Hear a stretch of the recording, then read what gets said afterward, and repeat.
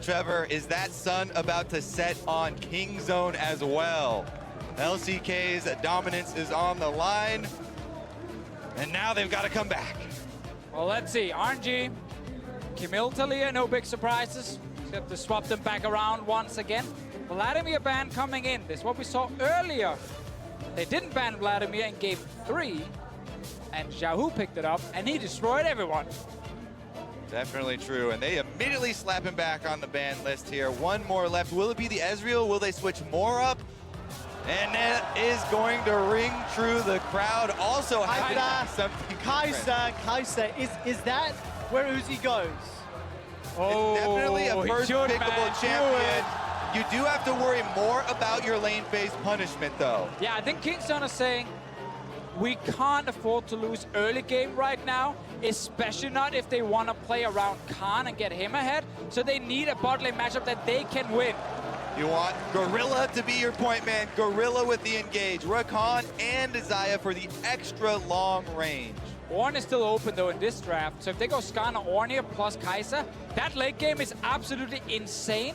But again, Kingston are very clearly saying we just don't want to fall behind early, and especially not in the bot lane. So now they have a playmaker. I'm looking at things like Galio mid lane, or the Sion again, things where you can roam from BDD side down and punish everyone. BDD has to be the difference maker in this game. Xiaohu absolutely took control of game number 3, and he's going to need to strike back. Things like you're talking about that can roam around from the mid lane would be what you want to see from that role. All right, let's see what BDD locks in. Kai'Sa with another Skarner game. He is currently 5 wins, 1 loss in the tournament. Has not been subbed out for MLXG after joining for the final. Now, Olaf found himself on the Phase 2 ban list in every single one of the previous games. The previous, and it's going to get locked in now. And this change is important again because Kingston are playing more for the early game. They need a jungler that can really match what Skarner is doing, and Peanut is now on the Olaf. Yeah, they have a lot of possibilities to play off of here with the Olaf now locked in from Peanut, the champion you associate with him, invading early and trying to get control. Level 1 invade should be on your mind now, and you actually have some more time to think about it as the bans come through. We might get Ming on a melee support this time around. Tom Kench or the Braum to try and protect Uzi, because the goal should not be to try and hard win the bot lane here with Kai'Sa. Your scaling is insane. Aim for the late game. Yeah. Do you want to get the Braum, maybe have a little bit stronger of a level 1, or maybe have the Unbreakable for later on in the game as well? Or do you want to try and get that Kai'Sa scaling quicker with one of those strong matchups? Well, there is something for RNG to decide. I think now they should expect Khan to either go for a Fiora Illaoi type champion, because I'm not expecting him to go AP top. Yeah, and actually the Morgana was the only other range champion that I was looking for to go with the Kai'Sa. You know, that one, Black Shield's so good later on, plus, you know, trying to hit those bindings early on lane phase. Now I think just do it, it's gonna be more difficult. We said it already, just lock it in. Thank you very much. He did it earlier in the group stages, specifically against Ornn. And what happens is, if you try and go up as a jungler after level 6 to gank the Illaoi, she turns it around and 1v2s you. So this is the really classic, leave me alone, just let me push 24/7, and eventually Khan is strong enough to walk into a team fight. Yep, Khan wants to be left alone, wants to abuse the tank matchup, but RNG want to play as a team here. Another suppression for themselves. And again, the Janna reset, gonna try and help Uzi in the bottom lane. So Janna, again, good for laning phase, but very bad if you camp the lane. There's a Rakan to engage, there's an Olaf to gank early. I want to forget a Galio here, because there is so many ways for him to reach the back line, and they can just protect Illaoi when she smacks in with the ulti. Let's see what he ends up locking in. Whoa! Whoa! A Vel'Koz? So he does not want to play Galio against Malzahar specifically here. He thinks about the matchup, and instead, one of the things teams used to do against Malzahar when he was picked all the time was very long-range poke. Vel'Koz can bring that, can easily get rid of the Malzahar passive, and then you can try and all in. He can also have some more control early, especially with this Olaf, so maybe they do try and look for some early jungle invades. The tournament life is on the line for Kingzone Dragon X, and in their potentially last game, they have Illaoi top and Vel'Koz mid. Best meta ever. Honestly, this tournament has been full of surprises, and I'm happy that they still had some in store for the finals as well. Well, they did say during the LCK finals that they didn't have to show anything. They had so many things prepared for that one specifically. We were kind of waiting then for the next best of 5 where KingsZone could get challenged. Flash Wolves didn't manage to take them down, so they didn't have to show too many unique things. Saving it though. Velka's coming in, and of course we have already seen the Alawi once, but I'm glad we see it again. Yeah, Alawi. For those to recap, versus tanks, she's so happy because she can do max percentage health damage. She can also heal max percentage of her HP every time her tentacles hit. And that makes it very difficult for tanks to finish off a kill onto Alawi. So sometimes they get a little baited into thinking they can actually have the last bit of damage. Exactly. Alawi is all about just stay alive doing your ulti because you have so much damage coming from these different massive tentacles. The way you typically can shut her down is either you knock her away, that's a Janna ulti, or you burst her down so quickly that she never really gets enough hits off to do anything. Yeah, and we'll see, because KingsZone don't want to be forced into those group situations. Definitely going to try and play off the pressure once again. What a game. The Void is unleashed with Malzahar versus Velkaz in the mid. And of course, Kai'Sa playing from the AD carry role. I definitely agree with the split push coming in from Alawi, but I feel with the rest of the lineup and just looking at the amount of AoE damage they can deal, KingsZone will eventually end up in 5 versus 5s. And if they engage properly, imagine a world where we get Alawi ulti combined with a Velkaz ulti and AoE engage from a Rakan. Like, that is a wombo combo that one-shots almost everyone. Very, very true. We'll have to see if the interrupts do come through, though, because, again, much like the rest of this series, there is room for outplay here. And what did I teach you before about the Orn Horn, Deficio? That's not running away, I guess. Well, I think that's the opposite of what KingsZone will be wanting to do in an ideal world. We'll keep our eyes on how these team fights play out once we get there. But as we've mentioned a whole bunch, definitely scaling on the side of RNG. Definitely, you know, they need some time to get up. But Xayah, Rakan, Velkaz, Olaf, I'm already terrified of those champions at this point in the game. All right, well, speaking of the Olaf, Peanut starting off on the Raptors. That makes you think he'll go red afterwards, and then down to his blue buff to continue on his clear. Very quick, you can get very low on HP with this champion for extra attack speed and not have to worry. Yeah, I really want to see Peanut focus a lot on ganking. Bottom lane, you can shut down these range supports with engage from Rakan, plus your jungler. Looking top lane, you don't actually have to gank for Khan. You can just leave the Alawi in the 1v1. Exactly. Gorilla here has Ignite on the Rakan.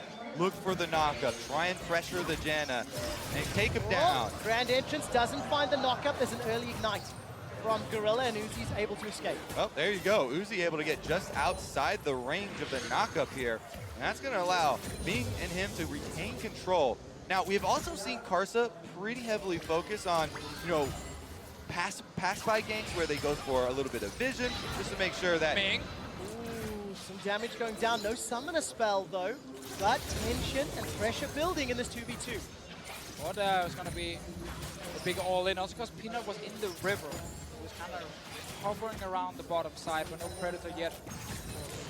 Definitely know why you're on your toes, Deficio. These range matchups, they always feel like you're the big bully for the whole lane until Gorilla gets fed up. He goes all in, and they get a combo. Check this out, though, here. First pro game for BDD on Velkaz. It is fun, though, because in the LCK, I saw a lot of Velkaz games. A lot of other regions didn't really want to touch it, especially in Europe. We haven't seen a lot of Velkaz mid lane, but LCK kept picking it, and it is such an interesting champion because you have way more burst damage than people expect when they try and go for plays around him. If you manage to land and knock up into your full combo and then with ult, when you start really proccing them passive stacks, like, it is crazy how fast you burn through people. In addition, in lane, Velkaz, you like to put a bunch of points into your Void Rift for lane control. And against Malzahar, he can just throw out 2 Ws, and that'll help him push it and push Xiaohu around.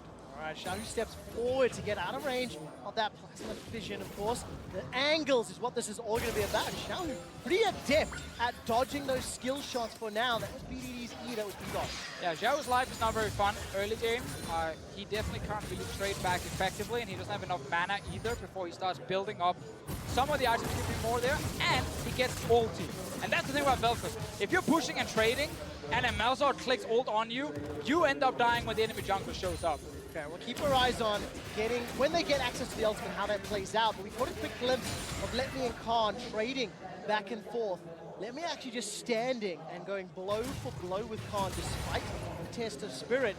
Khan's got a lot of those defensive tentacles already in place.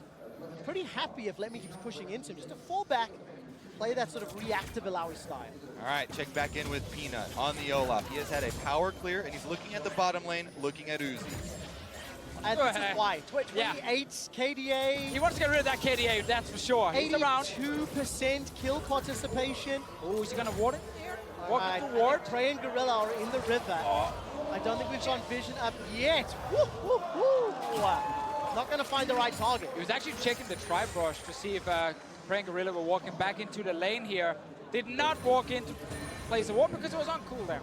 Uzi walking the edge right there. Doesn't step too close to the bush. Backs off and avoids the extra members in bottom lane. Meanwhile, top lane, Khan gonna have some extra members to deal with. Oh, look at that. The moment the leap is used, first blood picked up by RNG. Karsa again. This guy on Skarner has been so active and continues to find early game effect. And Khan not level 6 yet. We already saw some of the damage he can deal as long as he gets to stay alive for a few seconds.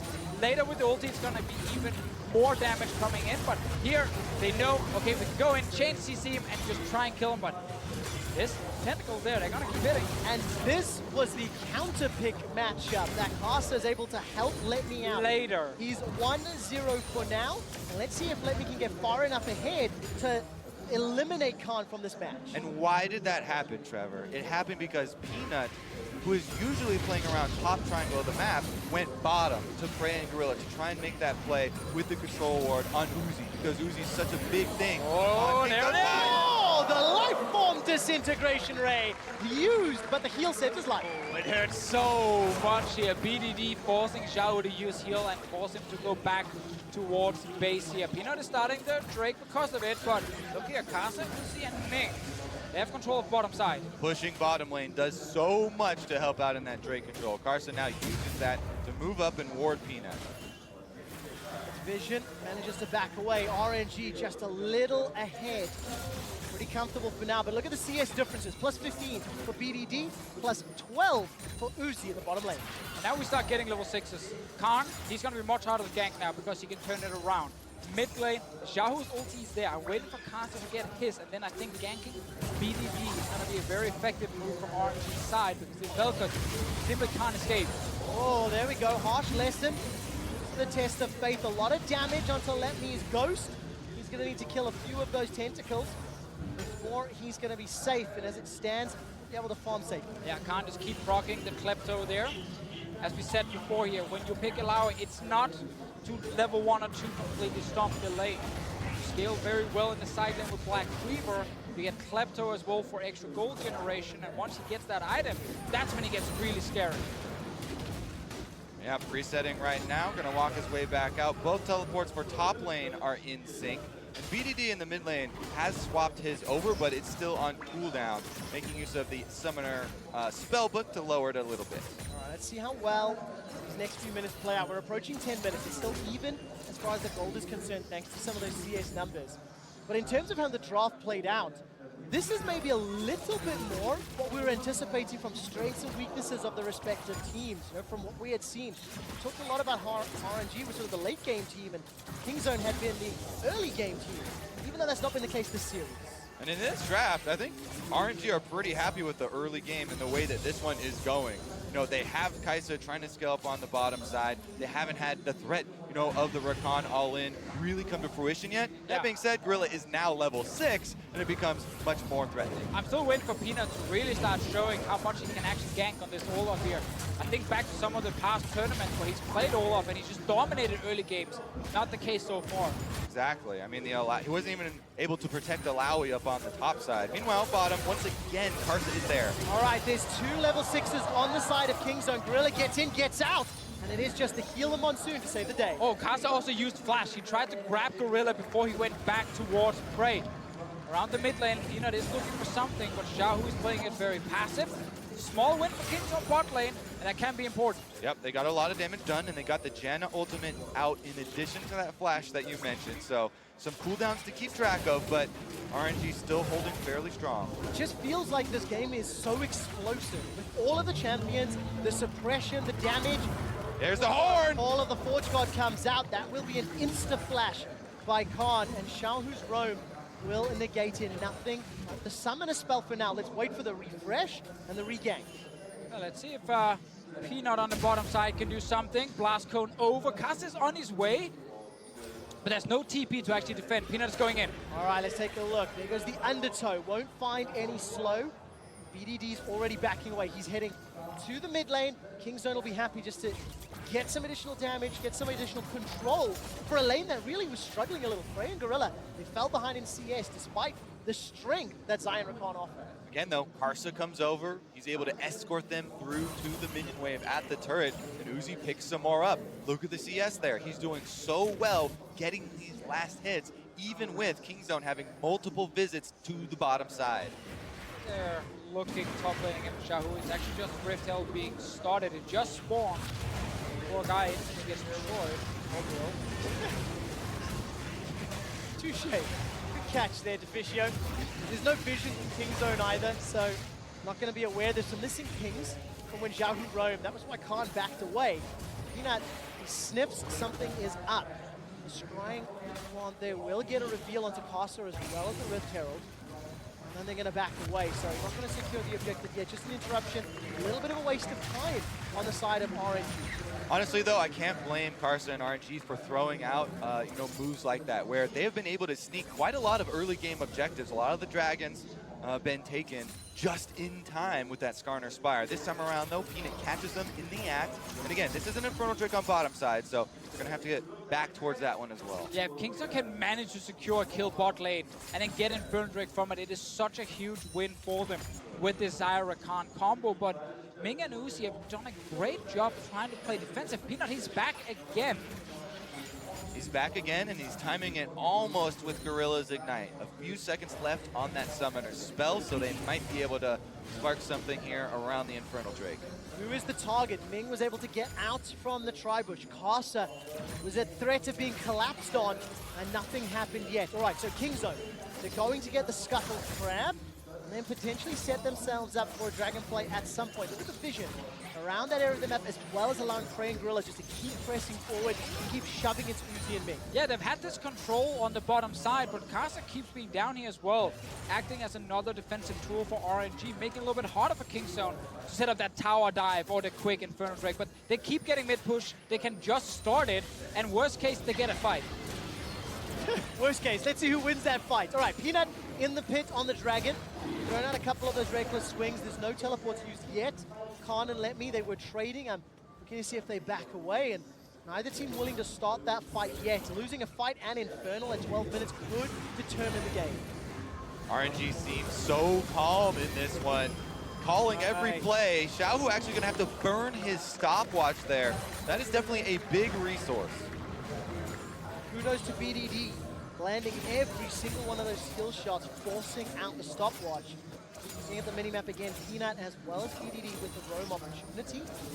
But it's this pressure cooker. The longer it goes, the more it is at stake. Towers can fall, Infernal Drake can fall, Khan still has no flash. Xiaohu's looking for a dive. Yeah, he has his ultimate ready. All right, here comes Fall of the Forge God. That's going to be an easy tag. Does the Void Swarm. RNG punishing the flashless Khan. RNG are just destroying this Kingzone lineup. Peanut's focusing on the bottom side, unable to get much done there, so Khan is paying the price. This time around, though, they've hard committed to the top side with that Malzahar, and Kingzone want to get something in trade. So let's see if they can actually get the top lane turret down in time and trade it for Infernal Drake. This is a TP coming from BDD to defend. So Kingzone, they lose that top laner, they get the Drake, and they don't lose the turret here. So a good reaction on their side. And Xiaohu showing, well, if you're not a melee champion, you can still go up and gank and allow it, because then she can't even get to you. All right, now you got to keep track of those teleports, though, because Xiaohu walked his way up here. He did not use his teleport, and RNG have the possibility of making another play right out of this replay. But here's another look at it. Pretty simple there, boys. Just layer your crowd control, and they were able to kill the target. Yeah, and of course, that allowed Kingzone to pick up the 10th Dragon of the series. Fitting considering their name. They've got that Infernal Drake. It will help out as this game scales up. And I'm looking at itemization, gentlemen. Rage Blade for Uzi already.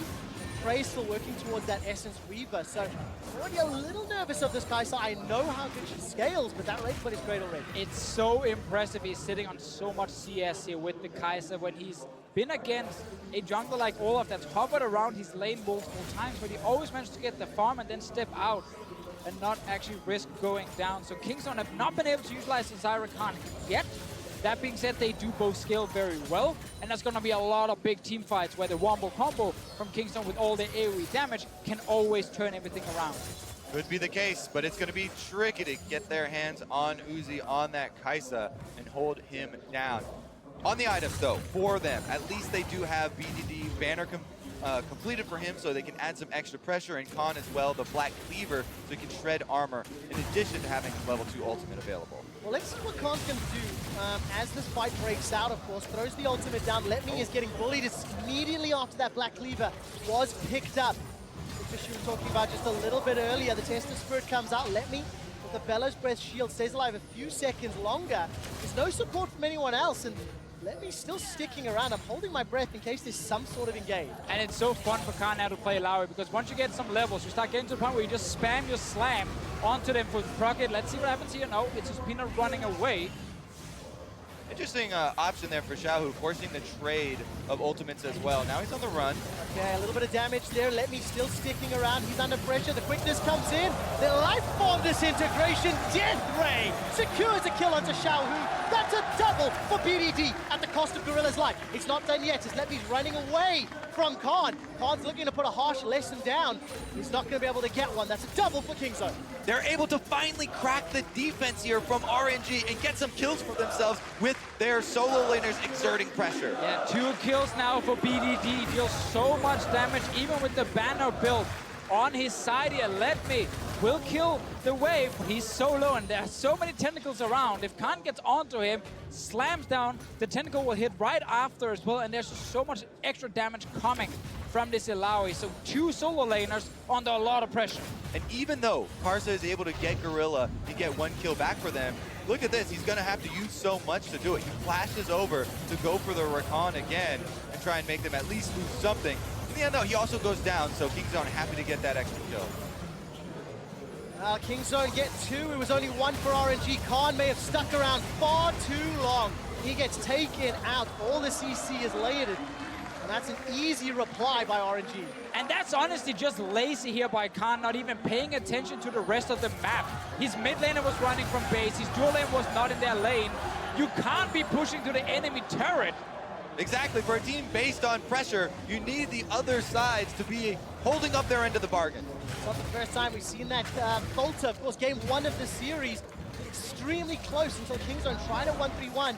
That was punished. They hung around and RNG took the lead. Now, Tower First Blood picked up there by RNG in the top lane. You can feel the energy in this stadium is electric. Kingzone on the verge of being eliminated, on the verge of losing the final, and Uzi's going to get tagged by that Plasma Fission. The death ray is interrupted, I think, by the Howling Gale, the Monsoon rather, as now Ming as well as Uzi are chasing. Let Me's teleport completes, and Kingzone escape with their lives. Yeah, BDD's just controlling this mid lane here, lands all the damage he needs, forces RNG away, and then Ming tries to use flash in with exhaust, had to use ulti first to actually stop the ult from BDD, but after that, BDD just walks away, only had to use his ghost. Big win for him, and then it doesn't matter if your top laner is just dying because your mid laner and your bot lane just got the turn. Yep, a lot used from RNG there to try and close the trap, get that punishment, but almost got the mid. Couple hits more, it'll be it's effective momentarily, but here's a replay, of course.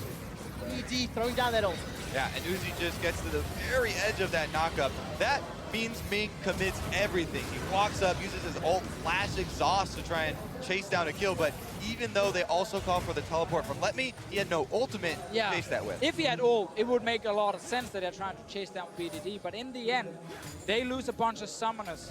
Khan, despite dying, did actually not use anything, so Kingzone still have a lot of pressure down towards the bottom lane here, and we're just kind of waiting for the next play around BDD because he's been going crazy this game. It is insane how much action we have had. We're approaching 20 minutes. It feels like there have been skirmishes the entire time.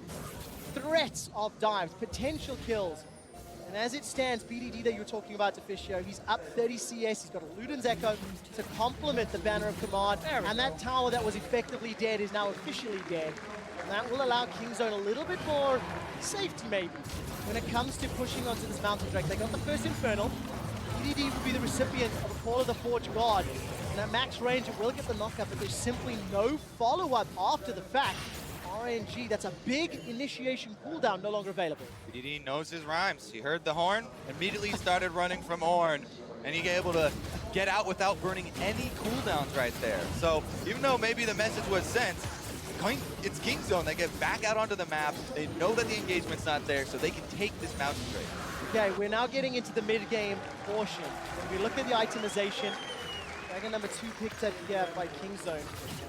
What are we coming to expect? Kingzone have got a lot of initiation tools, but to be fair, so do RNG. Well, I'm ready for Kingzone to basically one-shot Ming when the fight starts. He's not sitting with Flash right now.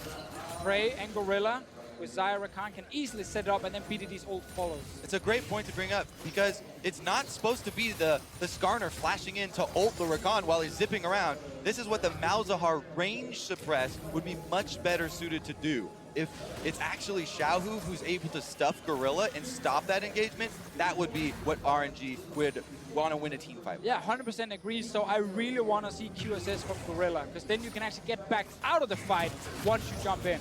Gorilla does have the unsealed spellbook, currently sitting on Ignite Flash.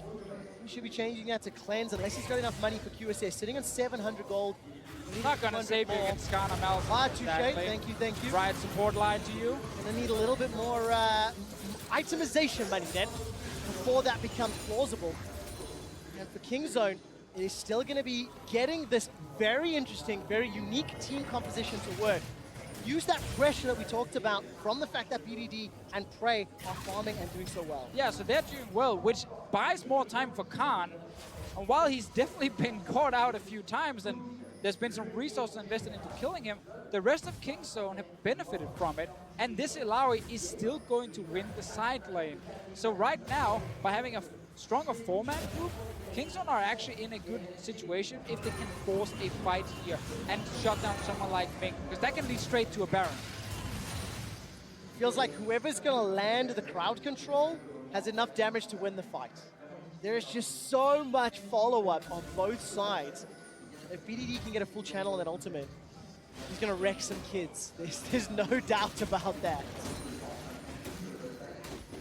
All right, 22 minutes on the clock. 2 towers to 1. Kingzone are now shifting their priorities. They got bottom and middle towers, which means the top outer is very, very low. Khan has done a good job of setting that up earlier. And of course, with the stage of the game, Baron is a possibility. So that's why they're clearing up. Crab setting up some vision in that area of the map. Yeah, should be able to kill that top lane turret soon. He didn't actually use his banner on it just yet. Still do it right after. Continue push with the cannon coming the next wave. Yep, BDD remaining calm. Him on the Vel'Koz has been so big here for Kingzone in this game, where the pressure is really all coming together. They are backs against the walls, match point against RNG. They cannot afford to lose anymore. Kingzone are up around 1,500 gold for now. Slowly climbing ahead. Next dragon is Infernal, several minutes away. So it just feels like it's waiting for a objective to contest or somebody out of position before these teams are willing to make a very big play. And oh, we do have a pause. Pressure was too much. The stress has mounted.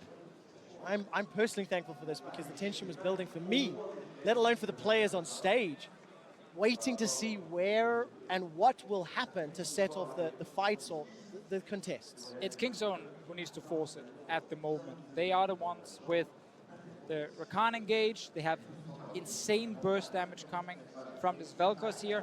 They're not starting Baron yet. I think they are too squishy at the moment to tank the Baron and still turn for a fight. So they're probably just waiting for another Infernal Drake to spawn. Yeah, RNG can afford to be very careful right now. They're waiting to try and outplay this. They have huge crowd control abilities available.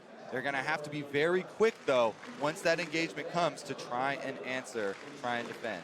All right, as you can see on your screen, there's a King Zone side pause.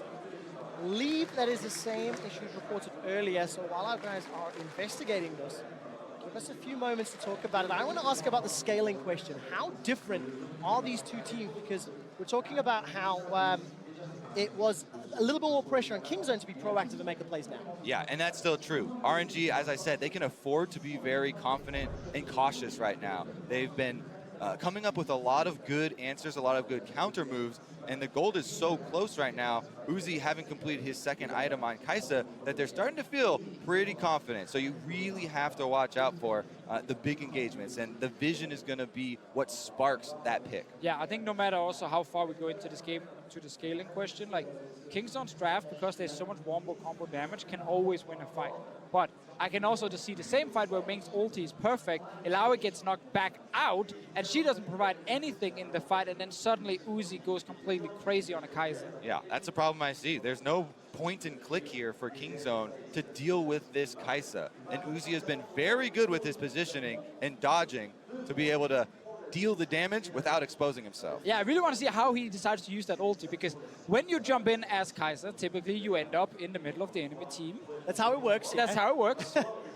You don't really want to do that against things like Vel'Koz and Ilaoi, because she's standing there being like, please come into my tentacles, I will smack you in the head. So if you are Uzi, you got to be super careful with how you're using it. Yeah, and he should have a lot of options. Because of these CC abilities we keep mentioning for RNG, you know, Ornn, very long range. Xiaohu on Malzahar is going to be stacking Plasma on someone else. Skarner gets to stack Plasma on people as well. There should be lots of targets, you know, possible places for him to try and dodge these abilities, get away from the Ilaoi, towards the priority targets, and you know, finish up. Something that I love about this entire series today is it has felt like the drafts have been very good on both sides every single game, and it comes down to execution, setup, planning.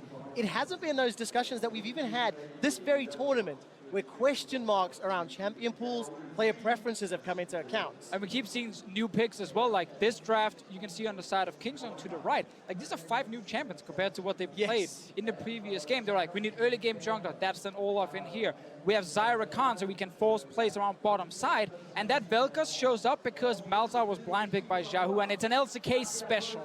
10 games in the LCK were played with Vel'Koz this split. And just to add on to that champion discussion, the fact that champions that have been banned have been allowed through. So Olaf found himself on the banned pool, was picked up. Vladimir in the previous game found himself banned in the opening 2 games, found himself banned this game because Xiaohu just popped off on that champion, Kobe. And as it stands, it's now going to come down to execution again. We're 23 minutes in, and this game is just about even King Zone marginally ahead. Like we saw in game number 2, when BDD was able to step up and have a huge team fight and outplay, that could be all the difference. Right now, I'm looking at Gorilla for King Zone. The difference between a well-played Rakan engage and a poor one is going to be the life and death of this team. That's simple. And there's 2 suppressions to get through. We'll see in an Ornn ultimate. He's probably going to die when he goes in. Quick update, of course. The referees and the technical team backstage are reviewing the footage of the problem that was reported on the side of King Zone. So while they're looking into that footage, we do have to continue just discussing and chatting some of the implications. But I really like what you said a few minutes ago to Fisher, that scaling, while yes, it is a factor, you can discuss it, the wombo combo capabilities and the fact that Kai'Sa, if played well, has to fling herself at the enemy, it creates opportunities to turn these fights on a dime. Yeah, and that's going to be so fun to watch, because we're probably going to see both fights. We're going to see the one where Khan tries to walk in, he gets Malzahar ulted, and he just gets burned down in a second. We're like, oh, okay, that was pretty bad. But then the next fight, you overextend slightly, and BDD lands a wombo combo on his own, basically, and starts hitting an ulti on multiple members, proccing passives, and suddenly the fight is in Kingstone's favor. Because we're going to get both, it just means that, especially the next big one that will give you Baron, that's probably going to be the most important one. What I like is it doesn't feel like the first Baron right now will determine the game. There's still a lot of towers to burn through. It's only 23 minutes in. If you get absolutely obliterated. I can see if Kingstone gets it with a fight, that their composition is good enough to then snowball the game out and actually finish it really quickly. But on the other side, RNG, yeah, it just buys them more time to get Uzi in the late game. All right, so we'll find out. I am hearing some updates that the players might hopefully be ready. We'll keep you informed as that goes forward. unfortunately, that's not the case. Gentlemen, thank you very much for helping me discuss the game. We're going to head to the analyst desk with Dash and crew. Thank you very much, gentlemen. While the action takes a small pause, the fandom does not here in the Zenith Arena. But midway through Game 4 here, with their backs against the wall, Kingzone doing everything they can to extend us to a 5th game in the series. Everything and more. I saw the Vel'Koz, and like they mentioned, LCK special. We saw plenty of it from Crown, and everything was going normal. There was a lost chapter. I'm like, okay, I see what this is all about. Let's attack it. Kind of reminded me a little bit of the Syndra versus Malzahar, and I'm like, can they make it work? BDD's had another season behind him.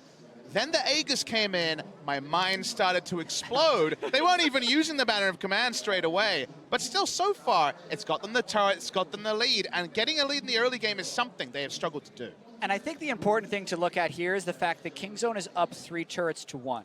So they had a very good pressure draft, which is something they haven't been able to have in the first 3 games.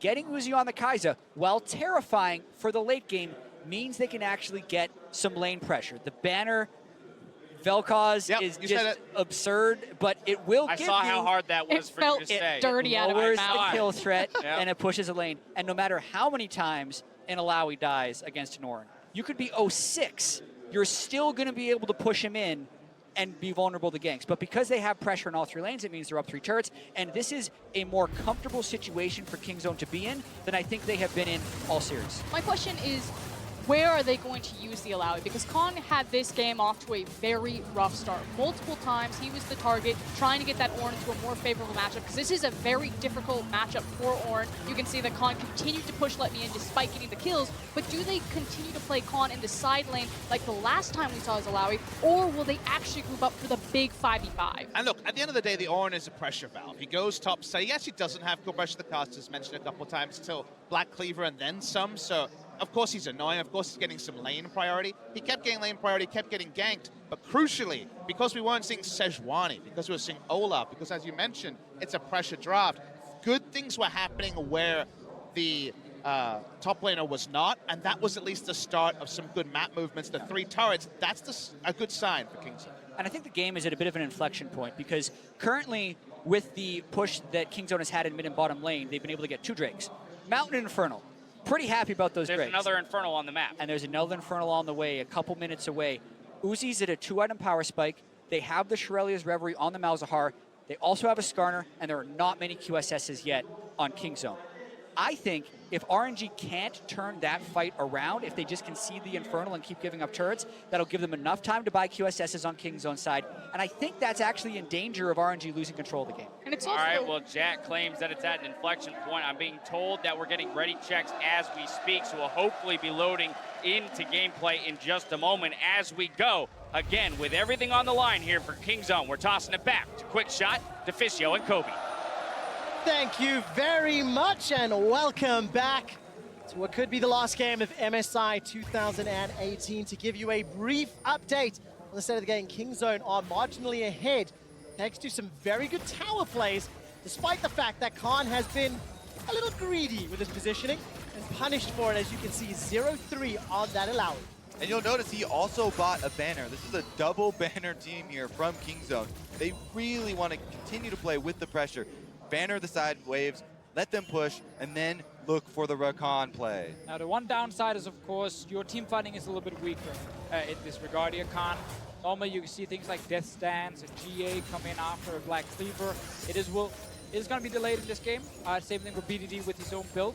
Just use his banner now on the top side. So, yeah, it is about side lane control against a 5-on-5 draft. And look at the itemization. 2 stopwatches in the inventory of Kingzone.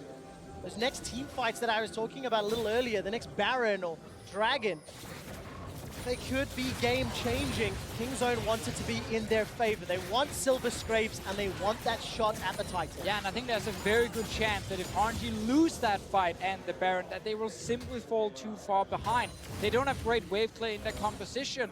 And if Kingzone, as Jad highlighted, gets all the QSSs they need, suddenly they can eliminate a lot of threats. Well, it has me thinking it's going to be Baron or Dragon. Maybe it's a red buff, and is not the case. Can't see if that was picked up by Prey. I think that it was. Particles there on Kai'Sa. So Prey as well as Kingzone are going to steal away that red. And they continue to apply pressure. They've got all outer turrets down.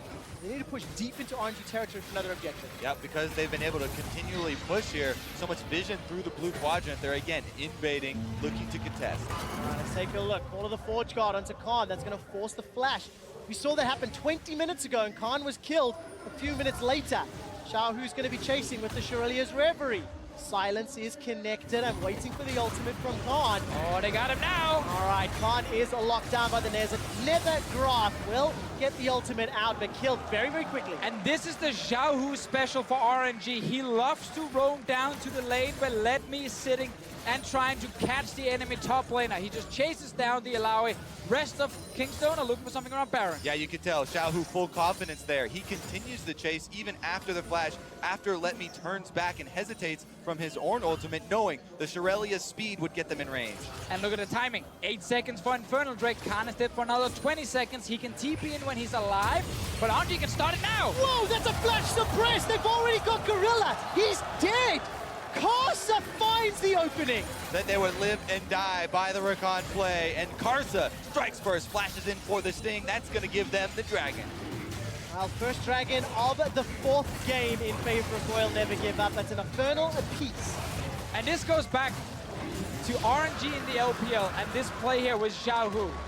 From watching the VOD, talking to Frost, we kept seeing this happening. He would like leave his top lane, he would go down, surprise him in top lane, and teams normally wouldn't really prepare against it and get surprised. That's what started this entire thing. Now, the rest of Kingzone are trying to hover around, even though there are only 4 members and Khan is still dead for another 10 seconds. Greedy play by both Khan and Gorilla, and he got punished. Yep, the decision-making from RNG has been so quick, no hesitation. They're able to get a lot off of that one. Thank you, Ace of Predator, for that replay as we're back into live. Kingzone, they've lost that gold lead. They've lost themselves a tower. They've lost themselves control. And it maybe all starts from the fact that Khan once again got shut down. He can still set up a fight though. They are currently trying to get all the Baron vision. Khan is still bot lane. Needs to walk up a TP in if they're actually starting it. Because that's the thing about Ilaoi, is you ideally actually want to with your team when the fight starts, so you can land that huge ulti, unless you can get the perfect flank into a flash ult combo. But that is pretty hard to set up. It's extremely hard because Alawi's ultimate is a very short range, deceptively short. You need the enemy team most of the time to jump into you. Wow, this helps. If Baron Pit is where the fight is. Look at this. Khan.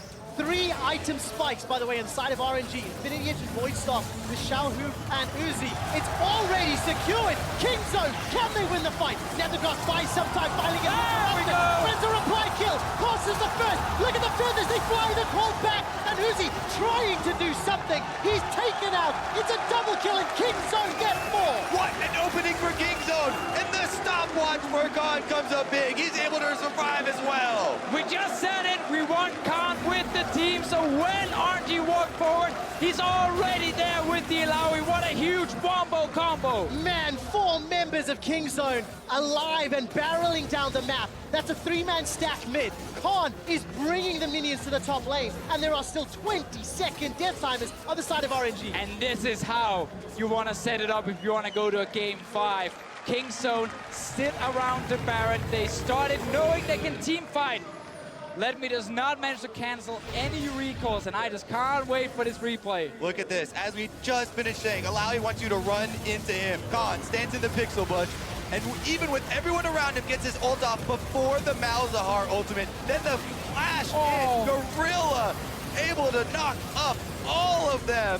Buying time for Khan to get off his hourglass and survive. Oh, we kept highlighting the amount of AoE damage from this Kingzone composition, and they just had the perfect team fight. All the initiation blown on the Alawi opens up the pathway for Gorilla, able to charm them all. BDD still has his stopwatch available, wasn't even under threat. And if you look at that wombo combo and you think maybe it's a shotgun, it has to hit the first shot. Well, it just took RNG's legs off. They're 5,000 gold down. They still have Baron to deal with. And they've got supers in the middle lane. Look at Kingzone grouping towards the bottom. And the only positive for RNG is that they managed to stall the game long enough for Uzi to actually get items so he could team fight. Because when you lose that first Baron, the worst thing that can happen to teams is they're too weak to fight. And then they just see all the turrets drop and they fall way too far down. But because we are almost 30 minutes in, Uzi is actually strong enough to take a team fight, even against the Baron buff team, if RNG can engage. Well, if you're on the receiving end of a bunch of tentacles, doesn't work out in that well. You can see now the limited wave clear here doing some work against these Baron minions, but going to allow a couple of shots from Prey, chipping 20% of that tower HP. Banner empowered minion also taking it away, and RNG, they're going to step so far forward to even deal with this wave. Look, they still haven't got that minion. Yep, there goes Test of Spirit and half of Let Me's life. That's going to be enough to push in and take down the turret. Illaoi is so good in these sieges here because she can just keep landing poke and you are forced back to base. Let Me's TP is available. There's a ward behind King Zone, but they're stepping away from this bottom side because they just killed the inhib. What an insane Baron play there from King Zone. They're able to get all of the kills, 2 inhibitors down, and leave RNG's base in rubble. One more fight, and it's game 5. Keep your eyes on Gorilla. That man has the ball, and he's looking to finish with a dunk. And vice versa. Keep your eyes on Uzi. I distinctly remember his Kai'Sa from the LPL playoff run.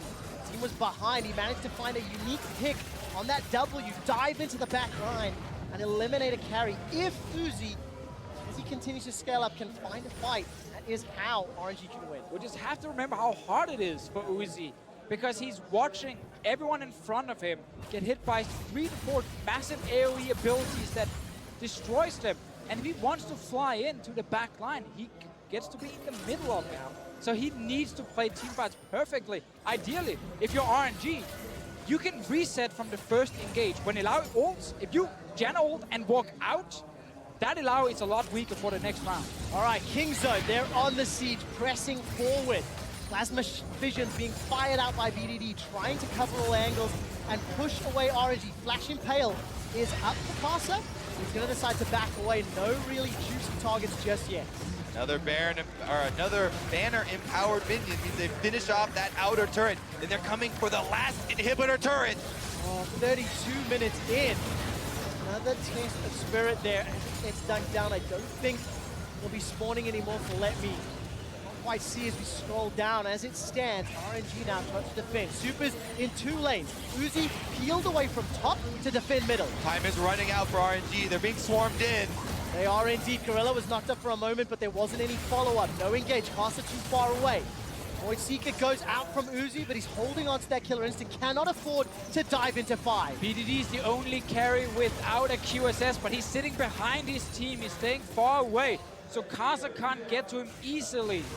Uzi can so easily clear out these minion waves, though, on the Kai'Sa with his Q as well as the Randuin, and threatened with his ultimate to join. All right, Call of the Forge God comes up. Prey uses the ultimate to dodge, and King Zone successfully disengaged. Do not walk through those feathers. Nethercraft sponsor Khan. There's Gorilla with the quickness. Gets in, gets out. The death ray from BDD signifies nothing. Not enough damage, but the tower's still a focus. Oh, without that quickness, I don't know if King Zone will have the opening. RNG still fending off minions, though. They had to send Xiaohu down towards the Nexus to finish them up. The siege is We're not back done to yet. base here, guys. You can just TP in, but I think King Zone not looking for another fight with all the ultis not cooled down. Without the crowd control from Gorilla, they won't be able to find their opening to actually use all of their damage. So they pull off and allow some breathing room here for RNG. And RNG very clearly learned, if you run at King Zone, in the middle of it, you die.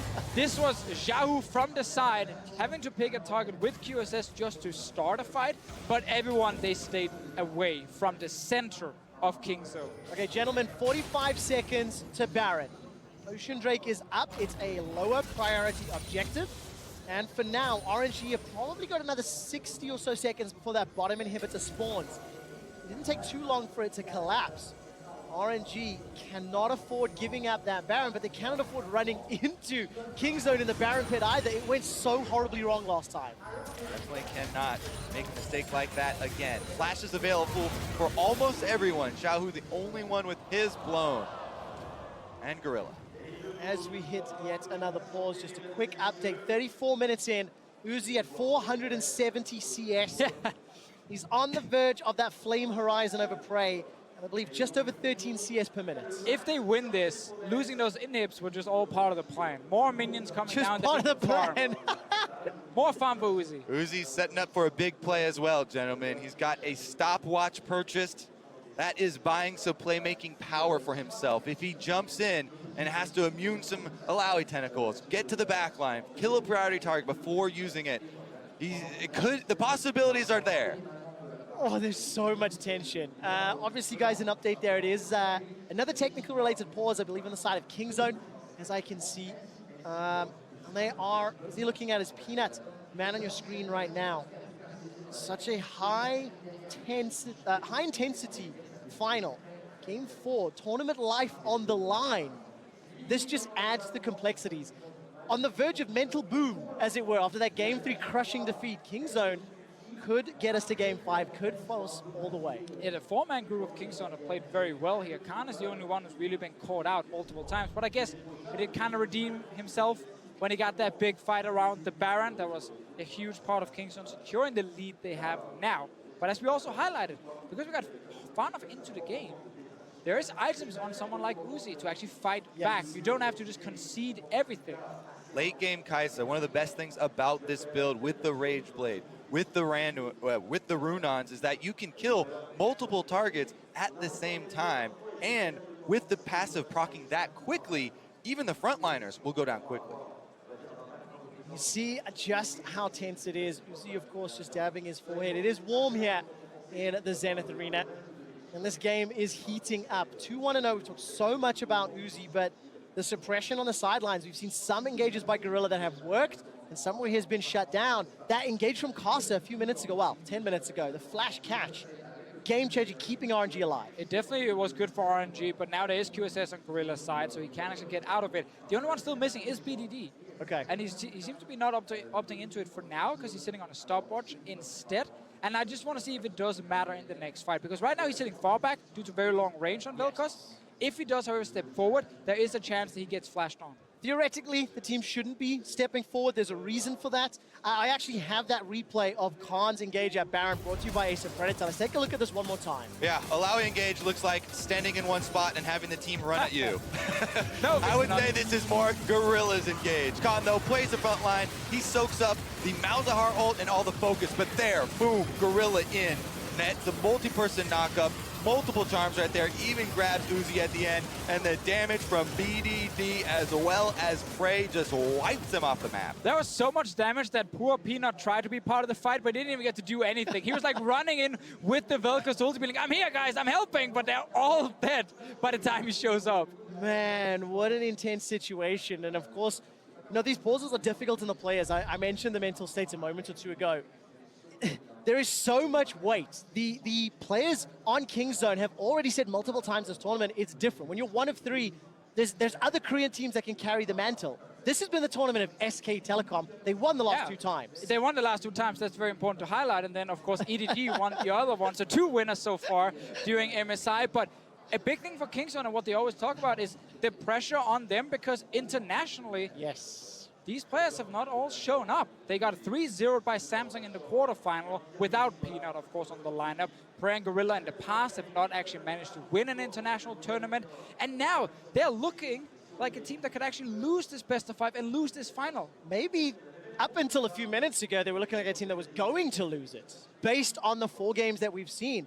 I want to take a closer look at Khan specifically, because he's been a bit polarizing, in my opinion. We've had some very good games. We've had some very questionable games for a guy who was hyped up as sort of unquestionably the best top laner coming into the tournament. You know, how do you think he's performing? We just looked at his replay a few minutes ago. Yeah, I mean, he's been a man that has spread himself fairly thin over this tournament. As we mentioned, most unique champions played of any player here. He has often looked for the counter pick. We had failures of teleports. We had failures of some Vladimir play, but he has also had successes. And even though we had a very, very high bar for him coming in, which is why people look at some of the failures throughout the tournament, his successes do need to be noted, and he has done that just here. Yeah, that's very true. And one of the things that kind of hurt Khan and the way he plays is the fact that BDD and Peanut have not been able to do what they did back in the LCK. You know, a lot of these champions that could push and roam actually got nerfed quite a bit, and it's been harder for BDD to find the champions to do it on. So he's gone for more carries like Irelia. Vel'Koz in this one, and then the game is less about Khan specifically, which is something that makes his playstyle less effective. And then also think, while we talk about all the unique champions, he's kind of forcing himself to try and find different things because he doesn't play Ornn, which everyone else plays, and it's really effective. And his AP top laners, they kind of suck. So we don't want to see Vladimir from him either. Yep. And he's forced, if he wants to play a carry, to find things like Fiora and Illaoi. Yeah, definitely the case. I mean, talking about Ornn, let me again. I mean, he's just got Ornn so many games this tournament. I think this is his 10th performance in 17 games, 18 games. That is a lot of Ornn. And talking about the playstyles, of course, Kingzone received a lot of early game pressure. There's been a number of teams that have stepped up and challenged them. RNG, this series, stepped up and challenged them. Our expectation was that they're going to be this late game team. Now they find themselves in a late game hole. I'm hearing we're a few minutes away, so hopefully that will be the case. How does RNG survive? I assume they cannot give up Baron, and I assume they don't really want to be the ones engaging in a choke point, like let's say around the steps of your inhibitor. That plays into Kingzone. So it's difficult. Ideally for RNG, you're defending that top lane inhib turret, and it's actually Kingzone who's engaging onto you, so that you can maneuver around and don't sit in an Illaoi ult. That's why I think it's been so important that Gorilla hasn't been the one to make the first step. He's always waiting for that opening, because there are abilities that can stop him here, you know, if RNG are ready for the outplay. They have the Janna, they have the Ornn, they have the Malzahar. But Gorilla moves so quickly here once their attention is diverted. And if we get a situation where Kingzone picks up another Baron, there's a great chance they get all 3 inhibs down. And then even if you can fight your way out, you might never get that team fight, because suddenly there are too many super minions for you to deal with. And that's kind of the last thing for Kingzone. And always the problem when you do fall behind is that you tend to only have one last chance all of a sudden, because the rest of your base is already dead. Well, let's see whether or not Kingzone or RNG will have any more chances. We are back in game. As you can see, the gold graph, a quick update. It was very close for very long, and that gigantic nosedive in favor of Kingzone, pushing to 8K, was the Baron fight. We are back. Baron is spawning, and RNG, they're already in the pit. Yep, they're first to it, and they want to burn it down. Here comes Kingzone. Right, there's absolutely no time for disengage. Khan is going to flash away for safety. All of the Forge got found, no targets, and Xiaohu is split off from the rest of RNG. That's a huge part of RNG's team fight. The Ornn ultimate not available, and the minions aren't going to let them work with it. There are super minions on the Nexus. We are back in the game, and we've gone straight to 110. RNG inside the Baron pit. Super minions out of the Belm. But look at the fight. That's already a kill. Casa is gone. Kingzone lose Gorilla, and it's Uzi that picks him up. The feathers are going back and forth. The Xiaohu dies. Uzi is the last man alive, but he's being chased down. Killer Instinct flashes into the pit. How is he still alive? Uzi is doing it. Illaoi tentacle, and Baron finish him off. But there are still supers on the Nexus turrets. There's a teleport coming out. Khan's going for the base. Khan's going to try and finish this one himself. One man against one turret. Oh man, but where is the support? And already RNG have been able to get away. Uzi keeps RNG alive. Kind of. Khan's going to get to work on the inhibitor. Khan gets the inhib, but there were too many minions for him to finish the game. Death timers here, 20 seconds on Xiaohu. Skarner, 5 seconds. They're fighting again, BDD and Khan. All right, it looks like Letme's going to be able to defend the middle inhibitor. We get a moment to breathe. I can only apologize about the pauses, but I will not apologize about the chaos and the intensity of the fight. Baron is another objective, and death timers are just resetting. Kingzone and RNG, they're going to go right back to it. Yeah, I don't know if we're going to have time for that replay, because Kingzone are back out onto the Baron, but I want to see it because I felt like as soon as Letme went in and got the big knockup, Uzi flashed out into the Baron pit, and that was the last we saw of him. Kingzone, though, they're keeping it stable here. Here come RNG up through the blue quadrant of the jungle and past the vision. See with the QSS here, Praise seems to still be on cooldown for a short amount of time. Xiaohu is on his way for him! Oh, that's straight onto Prey! All of the Forge God comes out, as well as Killer Instinct. Prey will never give up on doing it! They get a double kill on Uzi. They're looking for the tower. All game with eyes on Gorilla, and RNG spent everything to finally hit him first. 2 seconds on that QSS, but it wasn't ready in time. They're pushing now. into the base. Xiao on his way back with TP. Look at the death timers. It's 40 seconds on BDD. It's 33 on Prey. Peanut's trying to cut the way. The inhibitor turret is the focus, and now is Peanut. Ragnarok to try and escape. The inhibitor will fall middle. There goes Let Me Solve. It's caught up by Khan. Khan gets trapped. He's got the ultimate available. Gorilla is not going to be able to save him. And Kingzone's face is in tatters. For the first time ever, RNG is chasing success.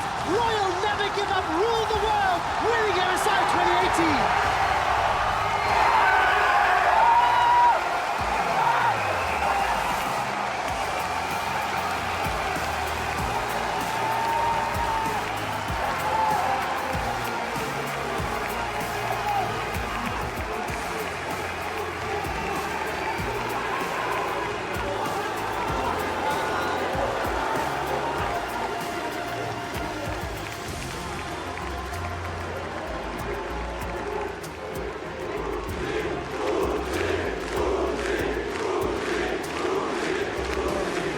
Listen to France as they are cheering for Uzi. Royal never give up in elation. Uzi walking out towards his cup, towards his destiny to claim his first international victory. Royal never give up on your MSI 2018 champions.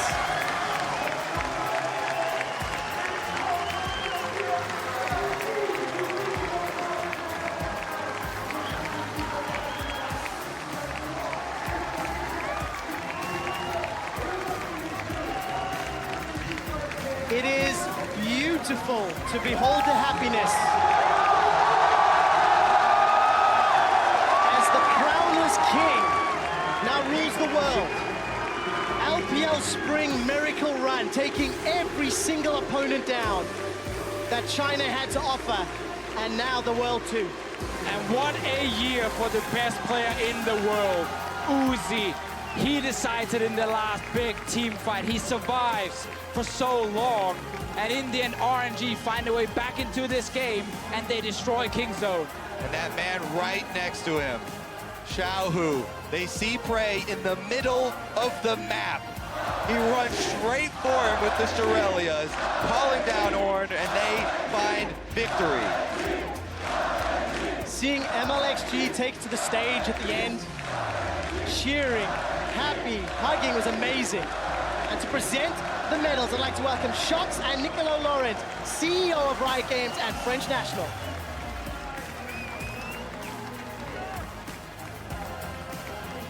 Shox and Niccolo award RNG their medals. This man, he deserves it. Kaza ended up playing all the games in the final, and what a performance.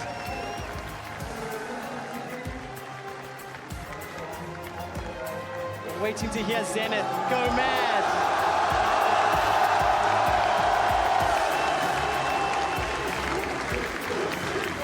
'18 has become the year of Uzi. Year of the dog for sure. They called the strategy raising the puppy from the first time we saw him on the stage.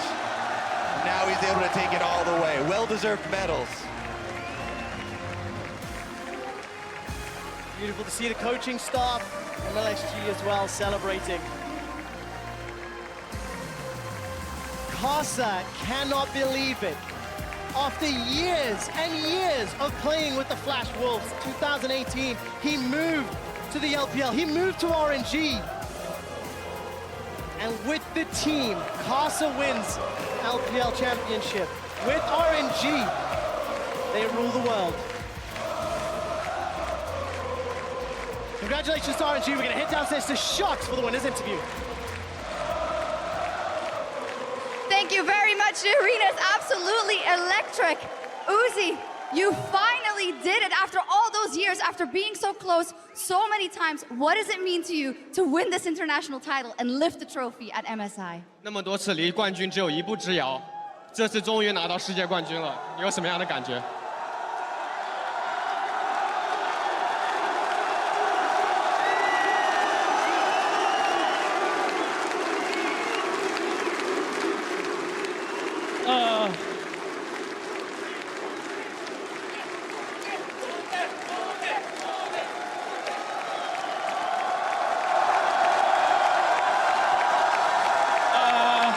其实真的，这是我6年以来一直一个最大的梦想。我觉得今天实现了，真的，我太开心了。我完全想象不到，我现在站在这里，真的我是冠军，我们是冠军，谢谢你们。I've been trying to win this title for 6 years now. I can't imagine that I'm standing here winning this trophy. I'm super excited for this moment.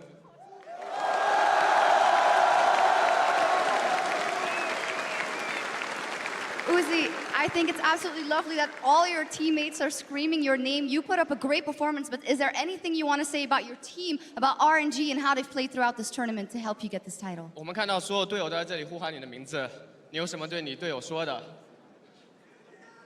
真的不用，真的。